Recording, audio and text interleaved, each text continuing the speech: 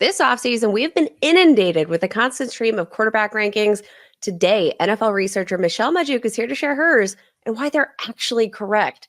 All of that and more on today's Locked On NFL podcast.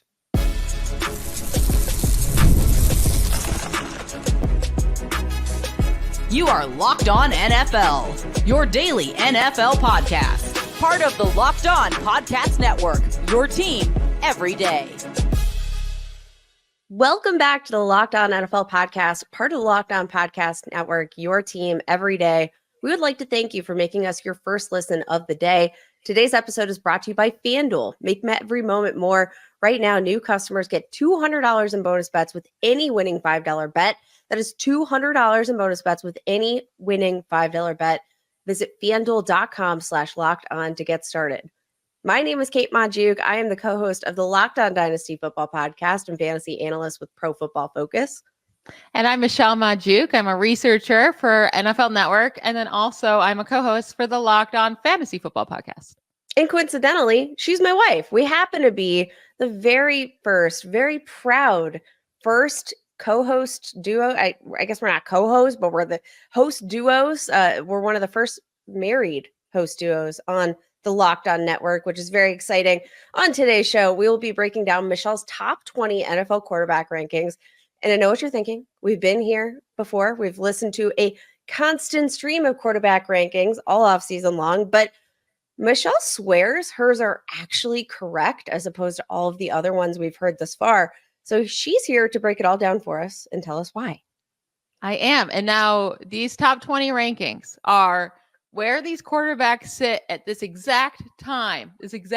So what are we sitting at right now? June 7th, right? June 7th. This is where they exactly sit heading into the 2024 season and where they rank. I did not include any rookies, right? Because we don't know what they're going to be. And I also didn't include Anthony Richardson. So he wasn't part of it, right? We've seen him for like 2 full games. Like he cannot be evaluated yet. So anyone who cannot be evaluated yet is not in these rankings. But to start off, I'm going to give you my quarterbacks 20 through 13, right? These are guys that they're solid players. They're good enough to be starting quarterbacks in the NFL, and they should be. Starting right off the bat here, we got Derek Carr at number 20. And let's quickly read through the rest of your rankings before you dive in. At number 19, we have Tampa Bay Bucks quarterback Baker Mayfield. Number 18, our own Pittsburgh Steelers quarterback Russell Wilson. Then we've got Jared Goff at number 17. Trevor Lawrence, Jacksonville Jaguars generational superstar at number 16. Then we've got Aaron Rodgers, New York Jets quarterback at 15. At 14, Atlanta Falcons newcomer Kirk Cousins coming off that ruptured Achilles, as is Aaron Rodgers. And then we've got Miami quarterback Tua Tagovailoa, who has been one of the most efficient quarterbacks in the league as a passer, mind you, over the past couple of seasons. So I think people are going to need some answers here, Michelle, especially regarding Trevor Lawrence and the fact that you have this generational stud here all the way slumming it with the likes of Russell Wilson. Like, you're going to have to start from the top. With him, I will quarterback. He's an NFL quarterback. Have always been a little hater on Derek Carr, but he's good enough to start, right? Like he has the skill set. He's good enough, but he's also only thrown for 30 or more touchdowns in one season in his career. He also has, let's just say, fewer wins than Patrick Mahomes has in his career. Well, Carr got into the league in 2014 and Mahomes didn't start a season until 2018. So Derek Carr's just kind of a loser. You know what I mean? Michelle, okay. So I think Derek Carr here at 20 is very fair. And the reason why I think he's probably as low as he is, he's a guy that will win you anywhere from 8 to 9 games. He is going to make sure that you never get a top end draft pick in order to replace him. That is his MO. Yeah. So Derek Carr, I think we all understand. It's the rest of the rankings you're going to have to do some explaining for. Yeah, well, if we want to get into Trevor Lawrence right now, right? He's at 16, and I get it. It might seem low, and I 100% can see the skill set when you're watching the tape. Like, you feel like you want more, right? Because he has the capability. We saw what he did in Clemson. You know that like coming into the NFL, he was supposed to be this amazing prospect and supposed to kill it right out of the league. And then he got put with Urban Meyer, and I get it, right? He got put in a really, really crappy Literally situation. kicked his kicker, by the way. Yeah. Like And that is Urban Meyer. He had a solid enough 2022 season, like he did. It was really his first, like, let's say season we can evaluate him without Urban Meyer. It was solid. It wasn't anything special. And then last year he fell backwards. So again, like, and I get it, right? At the second half of the year, he was injured and he really struggled then with the injury. No. He was not injured second half of the year, Michelle. That is where you're wrong. He was injured all the live long day. And that was the problem with evaluating Trevor Lawrence in terms of his production last year. It wasn't just he was injured in the second half. He was really injured all season long. You had a shoulder injury, a knee injury, I think an ankle injury. Like, how do you even count this season against him in terms of these rankings when And maybe you don't count it against him, right? That's what I'm saying. He can move up these ranks next year if he proves it. He has not proved anything yet. There has not been any period of time where he's been in the NFL where he proves to be higher on this list.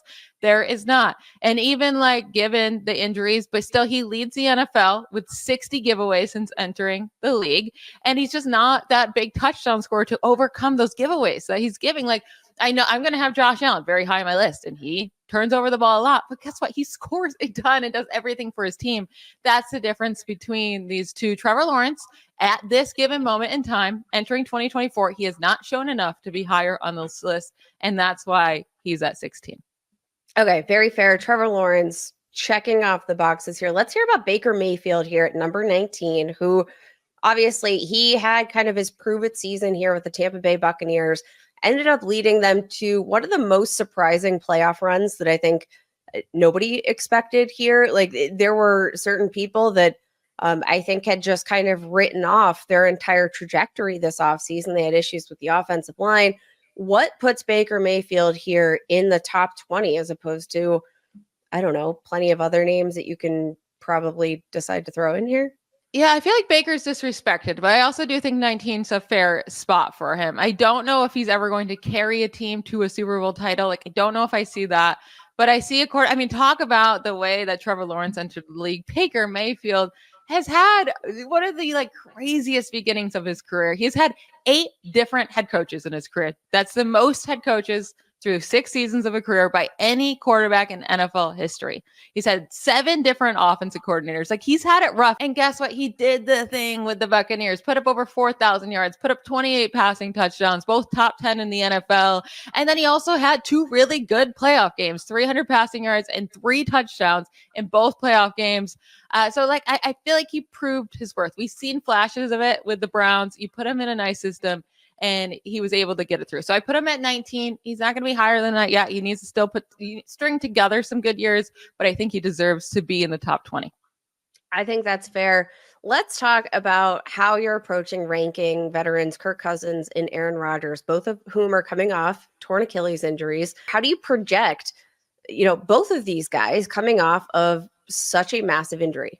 So the thing with Aaron Rodgers, it's so hard, right? Because we know if he's Aaron Rodgers of the past, he's not 15. He's not quarterback 15. But at this moment where he's sitting here, he's going to be 41 years old this year, coming off an Achilles tear. And the last time we saw him in a full season, he did struggle, right? He was throwing interceptions left and right, which he was not doing anytime prior in his career, really. Like, he was always such a low interception guy through 12 in 2022.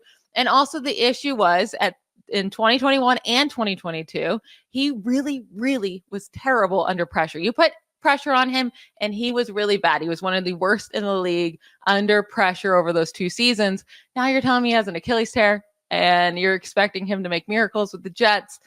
I'm at 15. I think he might be lower than that after this upcoming season. We'll see. And then with Kirk Cousins, he's also coming off the Achilles tear. He's never really needed his mobility, right? He's always been a pocket passer, but at least he's still only 36, a good 4, almost 5 years, or no, he'll be 36 in August. So yeah, a good almost 5 years behind Aaron Rodgers here. And he's just been so efficient. And I know that was in Kevin O'Connell's offense. We'll see if it can be the same on a new team, but such a good downfield passer. He's had the third most passing touchdowns since 2020, only behind Mahomes and Allen. He's one of 3 quarterbacks to have 40 plus games with multiple passing touchdowns in that span, also with Mahomes and Allen. Like, he's just been a really, really solid quarterback. So I have him at 14. I'm not going to put him higher than that because he's 36 coming off Achilles and on a new system, but I think that's a fair ranking for him.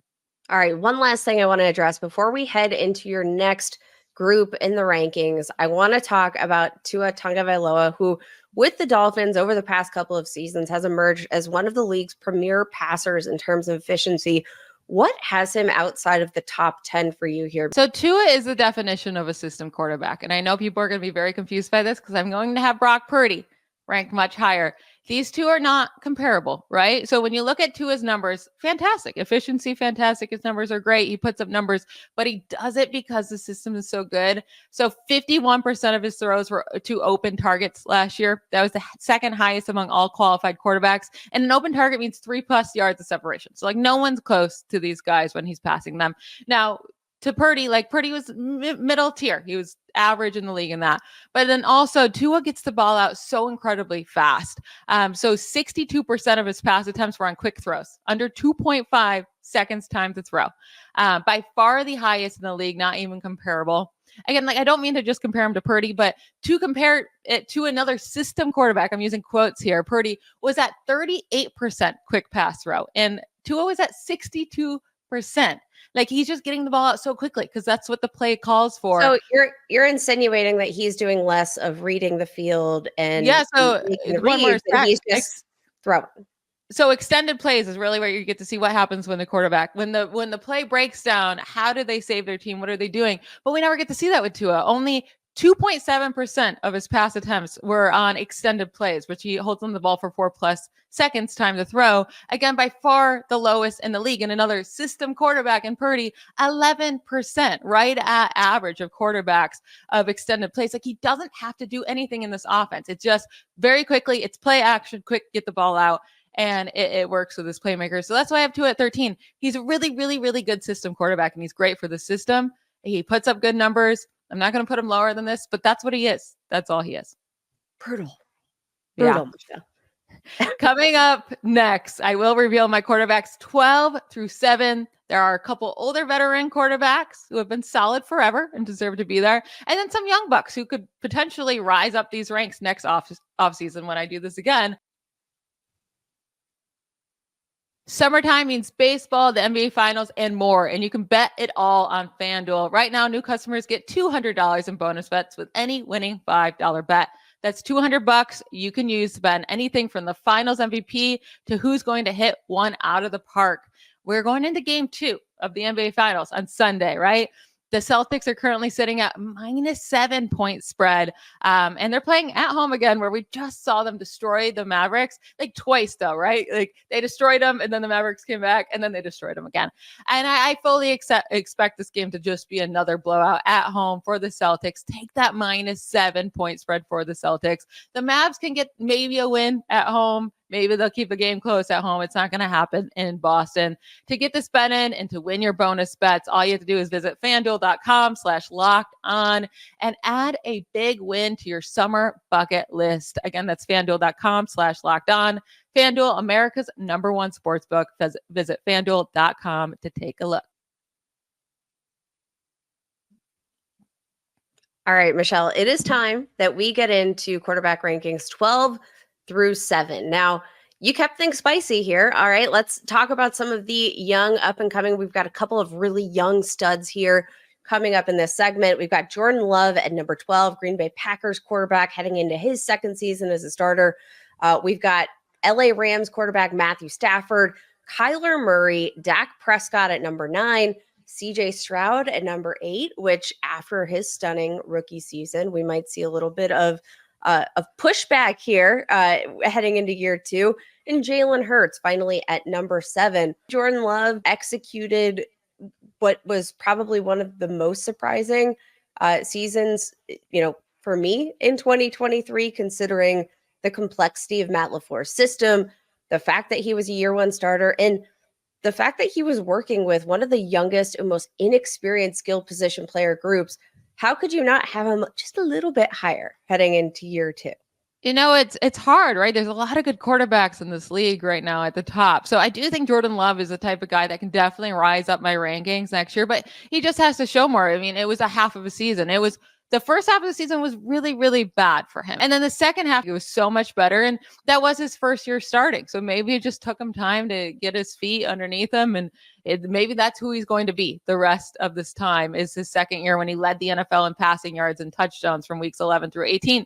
That could be him.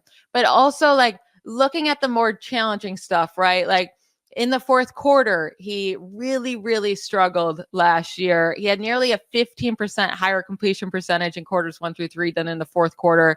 Lowest in the league at 54% completion percentage in the fourth quarter, threw 7 interceptions in the fourth quarter. That was the second most in the league. But then also, like, seeing where he struggled, it was on those passes over 10 air yards. So he was dominant on the passes under 10 air yards, and that's great. Like, you need to be able to do that.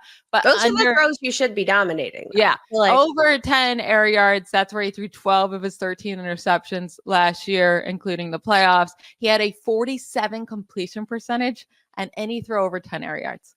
Really, really brutal. Also threw 9 of his 13 interceptions with no pressure at all. And those are kind of the sticky stats, right? The under pressure is the non-sticky stats. The ones not pressure. In rhythm through 11 of his 13 interceptions, against non-blitzes through 12 of his 13 interceptions. Like, they were coming on plays that he should be dominant, and he just struggled in those areas. So I just need him to get a little bit better there, and he can move up next year. All right, very fair. Again, we have Matthew Stafford, then Kyler Murray at 10. Let's talk about, Dak Prescott at 9, CJ Stroud at 8, I think is an interesting one. Again, another young buck kind of coming into relevance here. Again, probably one of the more surprising seasons, now heading into year 2 with one of the best receiving trios in the NFL, probably the best if you're going to pull pretty much anybody, with Nico Collins, Stephon Diggs, Tank Dell. Like, this team is stacked. I could easily picture CJ Stroud making his way into the top 6, top 5 rankings this time next year. What has him here, outside of that top 5 at this current moment? I think being at number 8 after your rookie season is a really amazing spot to be in, right? And I'm just saying, let's see it a little bit longer. I was so impressed. Prove it to me. Yeah, I love CJ Stroud coming out of Ohio State. I love what I saw with him in Houston. And like, it's so funny now we're like, oh, one of the best receiving cores. And I get that they added an old Stephon Diggs, but like last year going into the season, we're like, oh my God, how is Stroud going to survive? Like, this is like maybe some of the worst weapons. And you and I loved Tank Dell, but we're still like, oh, like, is this enough for CJ Stroud to be great? And yes, he made Nico Collins great. And Nico Collins already had it in him, but the other quarterbacks couldn't get it out of him because they weren't good, right? And CJ Stroud was good, so he was able to get it out of Collins. He was able to make Tank Dell as a rookie so explosive and amazing. And now we're so excited for him to also have Diggs there. But yeah, he was amazing as a rookie. But even besides that, he went into the playoffs a big moment and had nearly a perfect passer rating in the wild card round, right? Put up 3 touchdowns, 0 interceptions against the number 1 total defense. He was the first rookie to ever beat the number 1 total defense in a playoff game in NFL history. Like, he was fantastic, and I'm really excited to see him moving forward, but it's hard to put him higher than that. And you need more of a track record. It's 1 year. I'm going to have him at 8. I will not be shocked if he moves into the top 5 after this season. Yeah, very fair. Last but not least, before we head into our next segment, I want to talk about Jalen Hurts, who we've seen a lot of highs and lows from. And those highs and lows are not mutually exclusive to, Jalen Hurts specifically. It's also inclusive of the Philadelphia Eagles as a whole. Obviously took a massive step back in the second half of the season last year. From week 11 on, we saw a lot of ups and downs for Jalen Hurts. Averaged 188.9 passing yards per game, 1 touchdown, and 0.9 interceptions per game. That's almost a 1-to-1 touchdown to interception ratio. How much did Jalen Hurts' second half of the 2023 season factor into him falling outside of this top 6? Yeah, it wasn't even so much the second half. I think his numbers were very comparable. Like, obviously the second half meltdown by the whole team, that's going to hurt him, right? But I don't really put that on Hurts. I think last year the biggest difference was the giveaways. So he recorded a career high passing touchdowns, rushing touchdowns, but the issue was he also had a career high 15 interceptions. So He had 12 more giveaways last year than he did in 2022, but he also had 3 more touchdowns than he did in 2022 when he's considered an MVP candidate, right?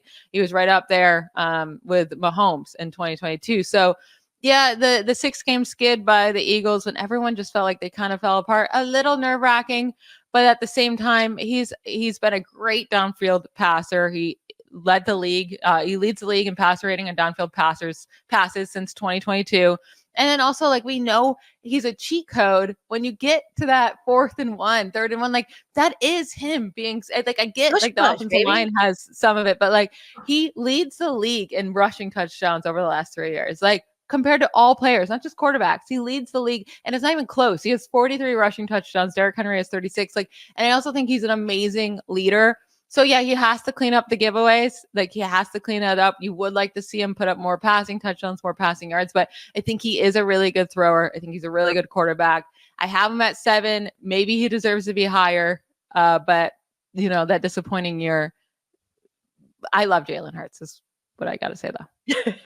I think that's fair. And you know what? In terms of the tush push, obviously you lost out on a major asset on the offensive line in Jason Kelce, but now they added Saquon Barkley to the mix. So between their quarterback and running back, they're squatting right around 1,200 pounds combined. They might be just fine. They're going to be just fine. He's still going to be a cheat code in that area. And like, I think you have to take the leadership into consideration, and he's able to run. He's able to throw. He has a good arm. Like, he's very good downfield. Jalen Hurts is it. And I actually like kind of annoyed that I don't have him at 6 over this other guy that we're going to get into in the next segment. I may be already regretting it. But coming up to finish off my ranks, I'm going to reveal my top 6 quarterbacks. I know my number 5 will likely make many people upset, but we'll close out the show with a bang.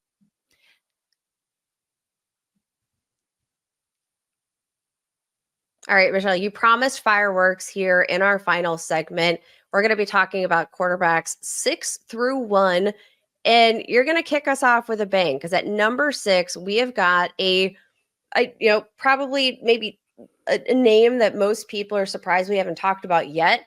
At number 6, we've got Los Angeles Chargers quarterback Justin Herbert. Then we've got San Francisco 49ers quarterback Brock Purdy here at number 5.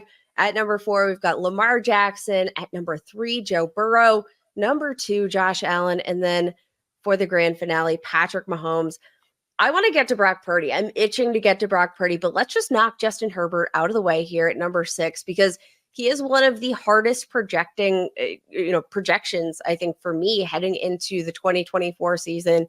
You know, the talent is there, but they just shipped away a number of his top receiving options. He will not have Keenan Allen to throw to in 2024. He will not have Mike Williams. He will not have Austin Eckler. His top available receiver that he has the best chemistry with, that is Josh Palmer. And there are some big question marks, even despite the addition of Ladd McConkey through the draft, who I absolutely loved in the pre-draft process. How are you projecting Justin Herbert, and why did he land in the top 6? Yeah, and it's not even so much about the projections because you can't hold the skill players around him against these. Like, these are quarterback rankings, right? Like, I'm not worried about what their fantasy production is next year. You can't be worried about the fantasy production, but I do think that there's a certain element of like, if you don't have the skill position players to look like a top tier quarterback, even if, you're leading the league in drop percentage, which I would not be surprised if that was the case for Justin Herbert, still doesn't make you look like a good quarterback. And it doesn't. Yeah, and honestly, I kind of wish I'd change around Jalen Hurts and Justin Herbert, but this is the thing. We know Herbert's skill set. We know he can be really, really, really good. At the same time, I feel like every year he gets a little bit worse. And there's been situations, sure, right? Like his playmakers have gotten hurt and have missed games, and he has had to play with worse guys, or the offensive line hasn't been amazing. Like the coaching hasn't been great. Like you can have something, but at the same time, like the touchdowns have not been there, and maybe you can blame it on us and Austin Eckler stealing too many on the ground. But so Herbert throws a ton, right? One of 7 quarterbacks over the last 2 seasons to have 1,000+ pass attempts. But among those 7 quarterbacks, he has the lowest passing touchdown percent at 3.9. So he's throwing a touchdown on 3.9 of his pass attempts over the last 2 seasons. And again, like the guys that have 1,000+ passing attempts, yeah, there's Mahomes and Allen. Then there's Goff, there's Geno Smith, there's Derek Carr, and there's Trevor Lawrence. And they all have higher passing touchdown percents than Justin Herbert. I need to see more from him. His air yards per target have gone way down over the last couple of years.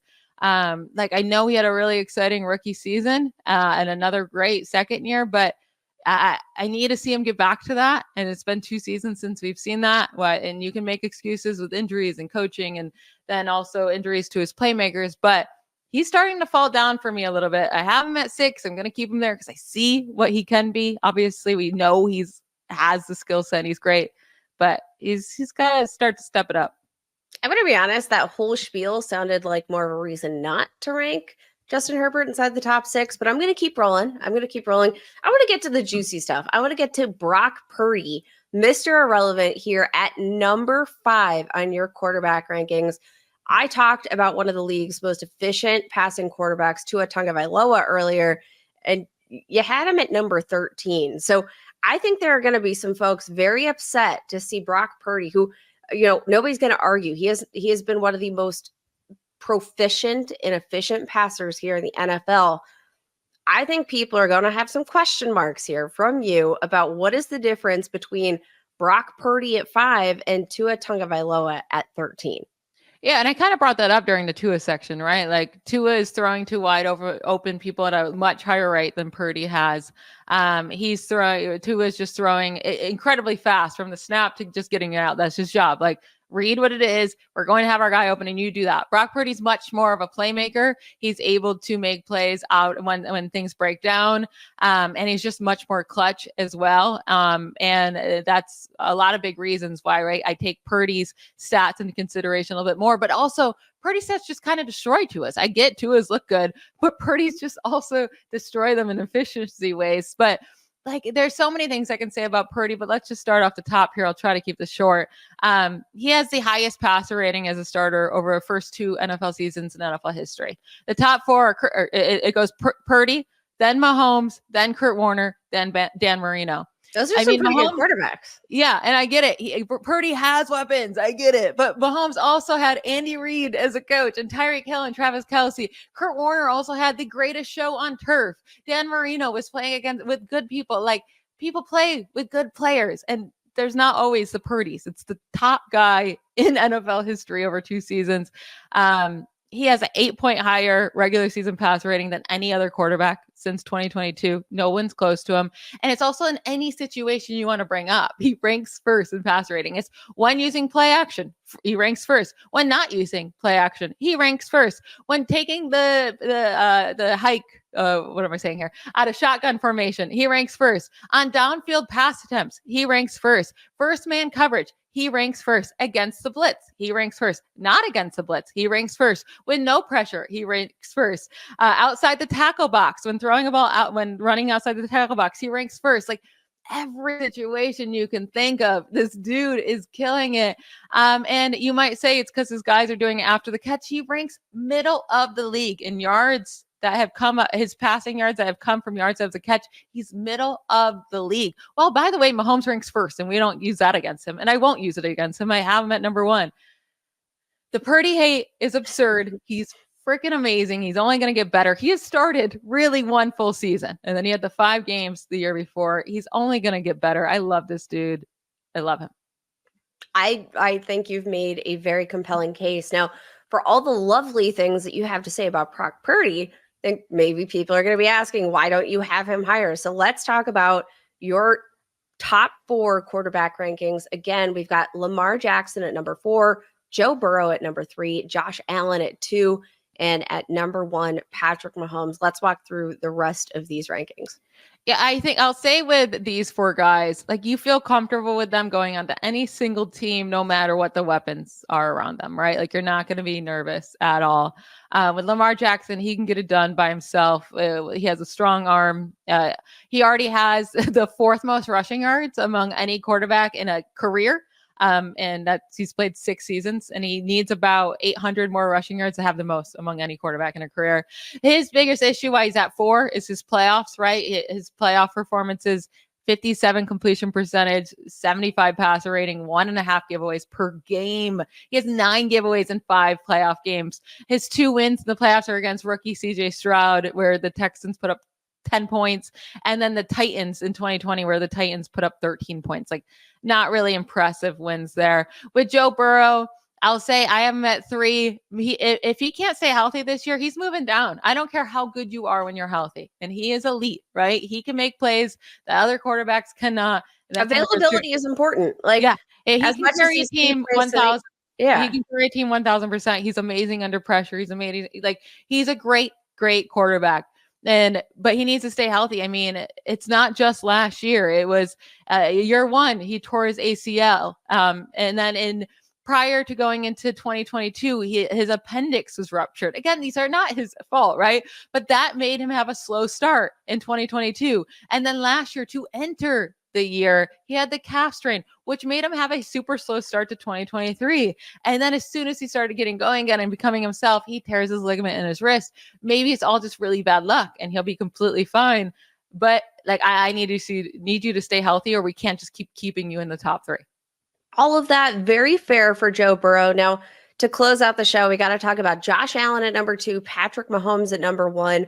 Obviously, 2 elites at their position, but tell us about why you have Patrick Mahomes over Josh Allen and how you kind of make that decision. Because for me, it's always too hard to put a definitive ranking. I just say 1A, 1B. Yeah, it's so close. I mean, they're both so amazing. I think after what Mahomes did last year with the talent he had around him, it's hard not to have him at 1. Like, really, there's no argument against it anymore. But they are very, very close to 1A, 1B. I mean, Allen leads the league since 2020, so a pretty long time now. 4 years in offensive touchdowns. He's at 173. Mahomes is at 151 at second. So 22 more touchdowns than Mahomes. The big thing here is Allen with giveaways, right? And turnovers. And I'm okay with Allen's turnovers because of what he does everywhere else. And by the way, Mahomes ranks second in interceptions over the last 2 seasons, right behind Allen. So Mahomes also throws interceptions. Burrow also throws interceptions. The best guys in the league throw interceptions, but his are a little bit too much. He needs to take it down a little bit. And I think that's the main difference. And then Mahomes just being so dominant in the playoffs, right? He already has the 3rd most playoff wins in any quarterback career. He's 1 away from tying Joe Montana and only being behind Tom Brady in playoff wins. He's absurd, and he can play in any style, right? We saw him dominate down the field to start his career. Defenses took that away. Now he just dominates them short, and he's like, I can do it any way you give me. Like, I don't really care. That's something in Allen's game he has to work on a little bit more, right? Taking what defenses give him. So I think that's the 2 differences between those guys at this exact moment, but love them both dearly, and they deserve to be 1 and 2. Very fair. I think that's probably the one thing I hope to see Josh Allen work on the most this year, taking what the defense has given, because obviously we know the playmaking ability is there, but it's the ability to keep the ball out of harm's way that has kind of, I think, been the number one thing holding him back from taking this next step into a Super Bowl winning quarterback, right? And he's been so good in the playoffs. Those playoff losses are not on him. He's just unfortunately hit Patrick Mahomes and the Chiefs 3 times in the playoffs. Brick wall. He averaged 343 total yards per game and 3 touchdowns per game in those 3 games against the Chiefs. Only 1 giveaway. So that's not on him over those 3 games. The defense can't stop Mahomes. And it is what it is, man. Yeah. Absolutely brutal. So that's it for my rankings. Any last thoughts before we close it up here? I got to say, I came into this looking at Trevor Lawrence at number 16. I was a little bit, my heart went aflutter, but I think you've made a good case. Tua and Brock Purdy, that was my biggest gripe coming into the show, but I think you've settled that pretty well. I still think Jalen Hurts might be a little too low, maybe Justin Herbert a little too high, but you've very much made your case for all of these very, very spicy rankings. And I think you might be right. Maybe these are the accurate quarterback rankings that we have all been looking for. That is it for today's show. Thank you so much for listening to Locked On NFL and making us your first listen of the day. Everydayers, we know how much you love the NFL. So if you're looking for more football content, you can listen to me, Kate, every day over on the Locked On Dynasty Football podcast. Find Michelle every day over on the Locked On Fantasy Football podcast. We will see you guys again here very soon. Bye, y'all. Bye.